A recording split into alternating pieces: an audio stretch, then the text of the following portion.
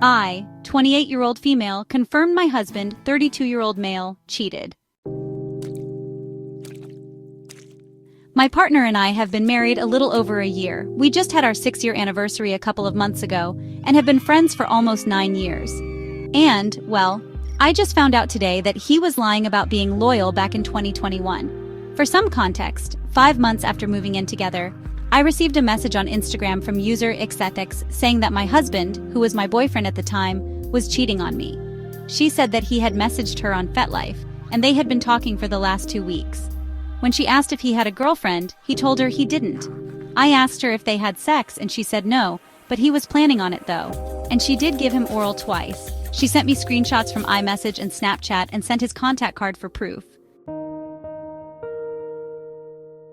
When I got home from work, I asked him if he had been cheating and he looked surprised by the question. I showed him the messages with the anonymous girl.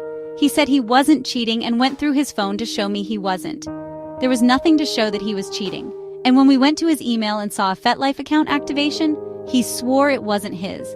He started saying that his account had been hacked and would explain how the person messaging me had pictures of him that were saved in the cloud and Snapchat memories since his email and password were the same for his accounts. He checked the backup email and it wasn't one of his or mine. It was one he said he didn't recognize. He was worried it was an abusive ex who was notorious for making new profiles and adding him, and because he blocks them every time, he said she was coming after me to get his attention. We chatted with a friend who has worked in government and internet security, and he said it was very likely that the account had been hacked and that we'd be surprised how many people this happens to. With my husband's information being public on business cards and how easy it is to make iMessage conversations and change names on Snapchat, I believed him. Over the years, despite choosing to believe him, it never fully sat right in my gut. But I chalked that up to insecurities from the previous abuse I had experienced with my 2 exes. There were some other situations that I caught him in minor lies, which he did fess up to when I brought them up before we got married. However, this particular situation has never left my mind, and I still question it to this day. The girl that messaged me had given me her first name, and I had started to do some digging.